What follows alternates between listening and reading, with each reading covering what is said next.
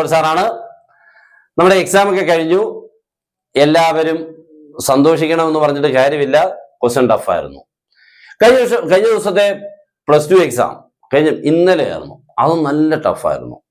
അപ്പൊ ഇതിൽ നിന്നൊക്കെ നമ്മളൊരു കാര്യം മനസ്സിലാക്കേണ്ടത്, നമ്മളിപ്പോൾ പഠിക്കുന്ന ആ രീതിയൊക്കെ ഒന്ന് മാറ്റിവെച്ചിട്ട് എക്സാം അടുക്കുമ്പോൾ വലിയ പഠിത്തം ഉണ്ടല്ലോ, അതിനു മുമ്പ് നമ്മൾ ഇങ്ങനെ സമയം കളയും. എക്സാം അടുക്കുമ്പോൾ എന്തെങ്കിലുമൊക്കെ എവിടെന്നെങ്കിലുമൊക്കെ എളുപ്പമുള്ള ക്വസ്റ്റ്യൻ പഠിച്ചുകൊണ്ട് പോകുന്ന ആ രീതി മാറ്റിയിരിക്കണം. അത് മാറ്റണമെന്നുള്ള കൃത്യമായിട്ടുള്ള സൂചനയാണ് നമ്മുടെ ഈ എക്സാമിന് ഇപ്പം കാണാൻ പറ്റുന്നത്. അപ്പൊ നിങ്ങളൊരു ഇത്രയൊക്കെ ബുദ്ധിമുട്ട് നമ്മളെ എന്തിനാ ഇങ്ങനെ ചെയ്യിക്കുന്നത് അല്ലേ? നമ്മളെ ഒരു കാര്യം മനസ്സിലാക്കുക, നമ്മുടെ ആ പഴയ പഠിത്തം കൊണ്ട് പല കാര്യങ്ങൾക്കും ചെല്ലുമ്പോൾ വളരെ ബുദ്ധിമുട്ടുകൾ അനുഭവിക്കുന്നുള്ളത് നിങ്ങൾ അറിഞ്ഞിട്ടില്ല. അതിപ്പോ ഏകദേശം ഗവൺമെന്റിനൊക്കെ കാര്യങ്ങൾ മനസ്സിലായിട്ടുണ്ട്. അതുകൊണ്ട് പഴയപടി പഠിച്ചിട്ട് കാര്യമില്ല എന്ന് തന്നെയാണ് ഇത്രയും നിങ്ങൾ ലെവലായിട്ട് നിന്ന് പഠിച്ചവര്, പ്രത്യേകിച്ച് ഇപ്പൊ +2 ഒക്കെ ഇനിയിപ്പോ ഈ വർഷത്തെ എക്സാമിനൊക്കെ എത്രത്തോളം ഫെയിൽ ആവും എന്നുള്ളതിനെ കുറിച്ച് നമുക്ക് അറിയില്ല. പഠിച്ചില്ലെങ്കിൽ കഴിഞ്ഞ വർഷം ഏകദേശം 80,000 ആൾക്കാരാണ് ഫെയിൽ ആയത്.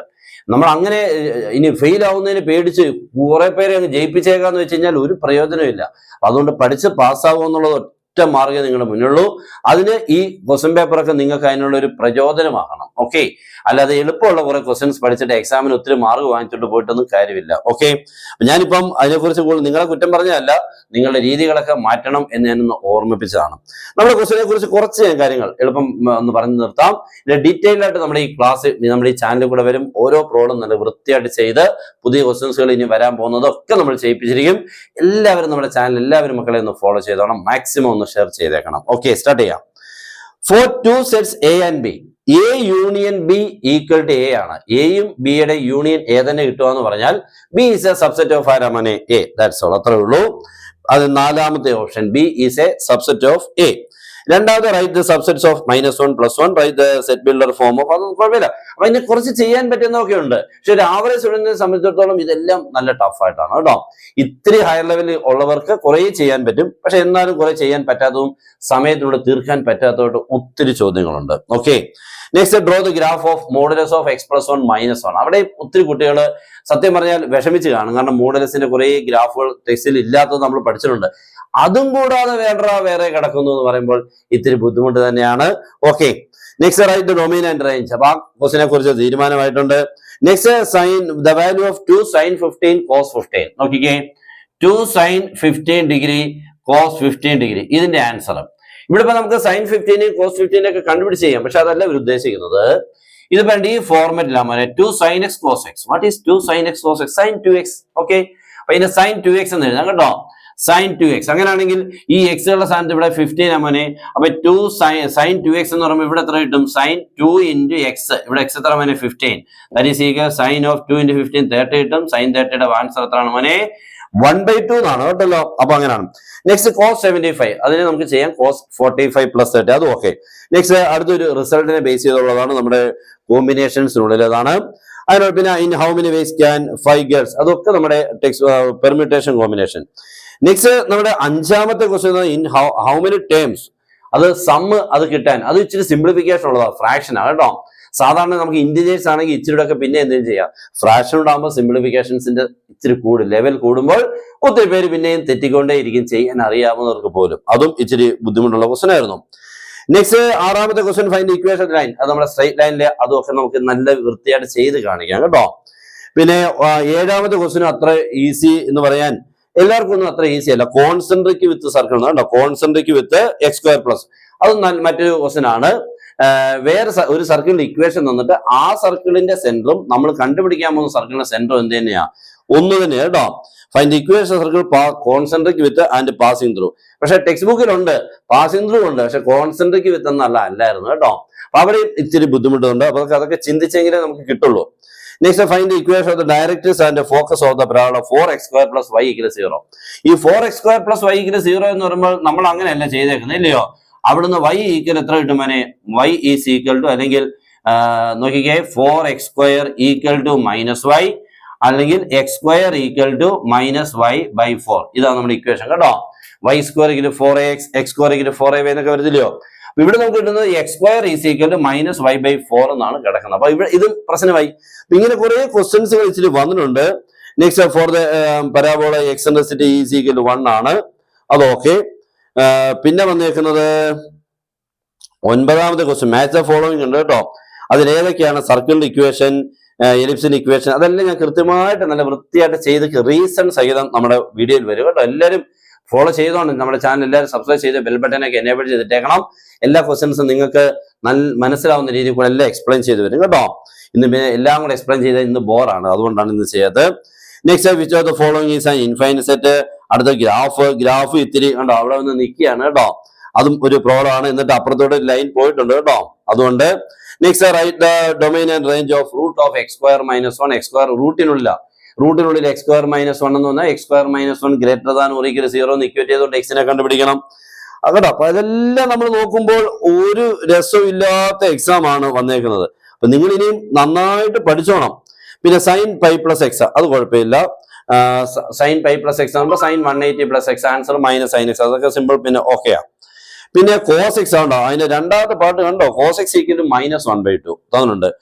Pi less than x less than 3π/2 second third quadrant എന്നുള്ളത് കേട്ടോ. Pi less than x less than 3π/2 എന്ന് പറയുമ്പോൾ സാധാരണ x is and third quadrant എന്ന് പറയത്തില്ല ഇവനെ. ഇത് 180 ആണ്, ഇത് 270 ആ.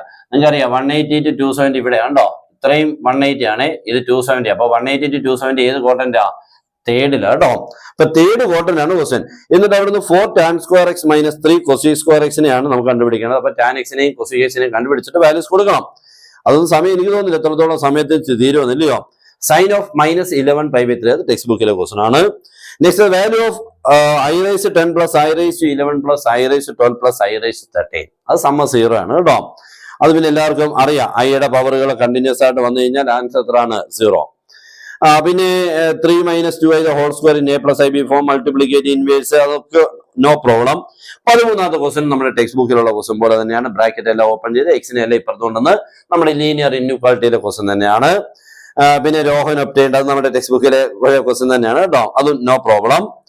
പിന്നെ sum of the coefficients of the binomial expansion, നമ്മുടെ ബൈനോമിയൽ കോഎഫിഷ്യൻസ് ഉണ്ട്. NC0, C0, C1, C2 എന്ന് പറഞ്ഞുകൊണ്ട് കുറച്ച് ബൈനോമിയൽ കോഎഫിഷ്യൻസിന്റെ പ്രോപ്പർട്ടീസ് ഉണ്ട് മോനെ. അത് എപ്പോഴും പഠിച്ചോണം, അത് പല രീതിയിൽ കൂടെ എക്സാമിന് വരുന്നുണ്ട്, അതാണ്. പിന്നെ അതിന്റെ രണ്ടാമത്തെ പാർട്ട് എല്ലാവരും പ്രതീക്ഷിച്ചാണ് √3 + √2⁴ -√3 - √2⁴. അതിന് 3 മാർക്ക് ഉണ്ട് ഏതായാലും ഭാഗ്യത്തിന്, അത് എല്ലാവർക്കും കിട്ടുന്നുണ്ട്. പിന്നെ ഫൈൻഡ് 4k വെർട്ടിസസ് ഉണ്ട്. 9x² - 16y² 144. അത് നമ്മുടെ ഹൈപ്പർബോളയാണ്. 144 കൊണ്ട് എല്ലാ ടേംസിനെ ഡിവൈഡ് ചെയ്ത് സ്റ്റാൻഡേർഡ് ആക്കിയ ശേഷം ചെയ്യേണ്ടതാണ്. ഫസ്റ്റ് ടൈപ്പ് ഹൈപ്പർബോളയാണ് കേട്ടോ. പിന്നെ 16ാമത്തെ ഒരു സ്റ്റാൻഡേർഡ് പ്രോബ്ലം ആണ്. നമുക്കത് നേരത്തെ കാലങ്ങളിൽ ആ ക്വസ്റ്റ്യൻ ഇങ്ങനെ വന്നിട്ടുണ്ട്. ഇപ്പം പ്രശ്നം എന്താണെന്ന് വെച്ച് കഴിഞ്ഞാൽ ആ ഫിഗർ ഇത്രയോട് ബുദ്ധിമുട്ടിച്ചാണ് തന്നേക്കുന്നത് കേട്ടോ. സാധാരണ നമുക്ക് തന്നുകൊണ്ടിരുന്നതിനേക്കാളും ബുദ്ധിമുട്ടാണ് കേട്ടോ. അതിന്റെ ആ 3D ആയിട്ടുള്ള ഒരെണ്ണമാണ്. അതിൻ്റെ ആ ബോക്സ് നിൽക്കുന്നുണ്ട്, ക്യൂബ് നിൽക്കുന്നുണ്ട്, ഇച്ചിരി അപ്പുറത്തോട്ട് മാറി നിൽക്കുന്നത് കേട്ടോ. അപ്പൊ അതിന്റെ ആ സ്പേസിൽ നിൽക്കുന്ന പോയിന്റ് ഏതാന്നൊക്കെ കണ്ടുപിടിച്ച് വേണം ചെയ്യാൻ. അത് തന്നിട്ടുണ്ട്, മറ്റുള്ള എല്ലാ പോയിന്റ്സിനെയും കണ്ടുപിടിക്കണം. അപ്പൊ അവിടെയൊക്കെ നമുക്ക് എന്തായാലും ബുദ്ധിമുട്ട് തന്നെയാണ് വന്നിരിക്കുന്നത് കേട്ടോ. അതിന്റെയൊക്കെ നമ്മൾ കറക്റ്റ് ആയിട്ടുള്ള പ്രോബ്ലം നിങ്ങൾക്ക് ചെയ്തു തരും കേട്ടോ. അന്നേരമൊക്കെ നമ്മൾ എല്ലാവരും വന്ന് കാണണം, മറക്കാതെ കേട്ടോ. എല്ലാം കൂടെ നമുക്ക് ഒറ്റ ദിവസം തീരത്തുമില്ല, ഇത്രയും ഉണ്ടല്ലോ.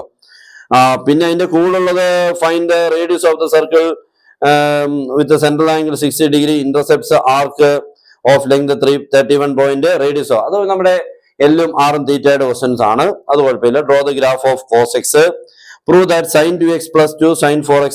അത് പിന്നെ പ്രൂവ് ദാറ്റ് sin c, നമ്മുടെ sin c + sin d ഉണ്ടല്ലോ, sin x + sin y, അതൊക്കെ അപ്ലൈ ചെയ്യേണ്ട. പക്ഷെ ഇതൊന്നും ഇത്രയും വരുമ്പോഴത്തേക്ക് എനിക്ക് തോന്നുന്നില്ല പിള്ളേർ പിടിച്ചു നിൽക്കാനുള്ള പരിപാടി പറ്റില്ലെന്നാണ് എന്റെ തോന്നല്. 18ാമത്തെ ക്വസ്റ്റ്യൻ നമ്മുടെ ടെക്സ്റ്റ് ബുക്കിലെ പോലെയല്ല, അതും ഒരു കുഴപ്പമുള്ള ക്വസ്റ്റ്യൻ തന്നെയാണ്. ഫൈൻഡ് നമ്പർ ഓഫ് 4 ഡിജിറ്റ്, അത് കുഴപ്പമില്ലായിരുന്നു. അതിനകത്ത് ഈവൻ എത്ര ഉണ്ടെന്നുള്ളത് അത് ഓക്കെ. പിന്നെ find the number of arrangements of the letters of the word independence, എല്ലാവരുടെയും മനസ്സിലുള്ളതാണ് ഇൻഡിപെൻഡൻസ്, അത് കിട്ടിയിട്ടുണ്ടാവും, അത് ഓക്കെയാണ്. പിന്നെ x √8 x/2 R 3 consecutive terms.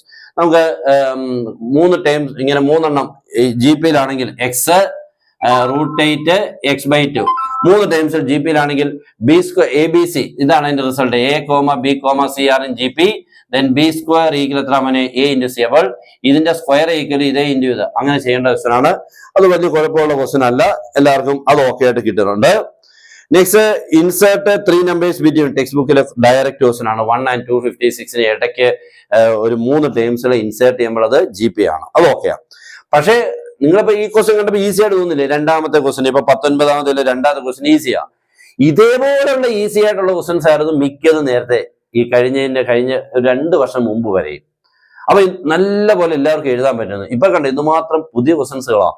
അപ്പൊ അവിടെയെല്ലാം നമുക്ക് കവർ ചെയ്യാൻ ഇച്ചിരി ബുദ്ധിമുട്ടാവും. Next sum of first 3 times ആവുന്നത് ടെക്സ്റ്റ് ബുക്കിലെ ക്വസ്റ്റൻ ആണ്. പക്ഷെ അത് ചെയ്യുമ്പോൾ കുറെ ടൈം ഉണ്ട്. A/R എന്നൊക്കെ എടുത്തുകൊണ്ട് ചെയ്യേണ്ട ക്വസ്റ്റൻ ആണ്. അത് ഇച്ചിരി ബുദ്ധിമുട്ടുണ്ടായിരുന്നു കേട്ടോ. പിന്നെ ആംഗിൾ ബിറ്റ്വീൻ അത് നമുക്ക് വേണമെങ്കിൽ ഡയറക്റ്റ് ക്വസ്റ്റൻ ചെയ്യാൻ പറ്റുന്നുള്ള ആംഗിൾ ബിറ്റ്വീൻ 2 ലൈൻസ് അത് പ്രോബ്ലം ഇല്ല. Centroid of the triangle and 2 of its vertices are. Centroid നമുക്ക് ആക്ച്വലി x1 + x2 + x3/3 എന്നുള്ള റിസൾട്ട് വെച്ചുകൊണ്ട് ചെയ്യേണ്ട. പക്ഷെ ഇപ്പൊ നമുക്കത് ഡിലീറ്റഡിന്റെ ഒരു രീതി കൂടെ വരുന്നതായിരുന്നു. എന്താണെന്ന് അറിയില്ല ചോദിച്ചത്. Next perpendicular from the origin to the line meet അത് ടെക്സ്റ്റ് ബുക്കിലെ ഡയറക്റ്റ് ക്വസ്റ്റൻ ആണ് കേട്ടോ. നെക്സ്റ്റ് ഫൈൻഡ് ഓൾസോ അതും. അപ്പൊ അതെല്ലാം നമുക്ക് പിള്ളേരൊന്നും അത്ര ഈസി ആയിട്ട് ചെയ്യുന്ന ക്വസ്റ്റൻ അല്ല. നിങ്ങൾ നോക്കിയാൽ അപ്പം ഓവറോൾ നല്ല ടഫ് തന്നെയാണ്. കുറെ ക്വസ്റ്റൻസുകൾ ടെക്സ്റ്റ് ബുക്കിൽ നിന്ന് വന്നെങ്കിൽ പോലും അതത്ര ഈസി എന്നുള്ളതും പറയാൻ പറ്റില്ല. നല്ല കിടിലൻ ചോദ്യങ്ങളാണ്. പിന്നെ പുറത്തുനിന്ന് വന്നപ്പോഴത്തേക്ക് പലർക്കും അറിയാവുന്നതാണെങ്കിൽ പോലും ചെയ്യാനുള്ള കഴിവില്ലാതെ ചിലപ്പോൾ വീട് പോയി കാണും. അപ്പൊ എന്തായാലും നിങ്ങൾ ഈ ക്വസ്റ്റനെ ഓർത്തുകൊണ്ട് കൂടുതൽ വിഷമിക്കേണ്ട. ഇനി പഠിക്കാനുള്ള സമയം മാക്സിമം യൂസ് ചെയ്യുക. ഇല്ലെങ്കിൽ പിന്നെ നമുക്ക് ഇമ്പ്രൂവ്മെന്റിലോട്ടൊക്കെ പോകും. ഇമ്പ്രൂവ്മെന്റ് ഉണ്ടായെന്ന് പറഞ്ഞുകൊണ്ട് ഇമ്പ്രൂവ്മെന്റ് ഉണ്ടാവണമെന്നില്ല മാർക്കില്ല. അതും ടഫായിട്ടൊക്കെ എഴുതാനാണ് ഇപ്പൊ വരുന്നത് കേട്ടല്ലോ. അപ്പൊ ഞാനിപ്പം ഇത് നിർത്തിയത് ഇപ്പൊ ഒത്തിരി ഡീറ്റെയിൽ ആയിരിക്കുന്ന ഇന്നത്തെ ദിവസം ബോറാണ്. ഡീറ്റെയിൽഡ് ആയിട്ട് കാര്യങ്ങളായിട്ട് നമ്മൾ വരും. എല്ലാവരും സമാധാനമായിട്ട് ഇരിക്കുക. പ്രശ്നങ്ങളൊക്കെ ഇങ്ങനെയൊക്കെ എല്ലാ വർഷങ്ങളിലും ഇങ്ങനെ ഇപ്പൊ പുതിയത് വന്നുകൊണ്ടിരിക്കുന്നുണ്ട്. അപ്പൊ ഇതെല്ലാം നമുക്ക് തരണം ചെയ്യണം കേട്ടല്ലോ. ഓക്കെ, എല്ലാവർക്കും best wishes and good bye.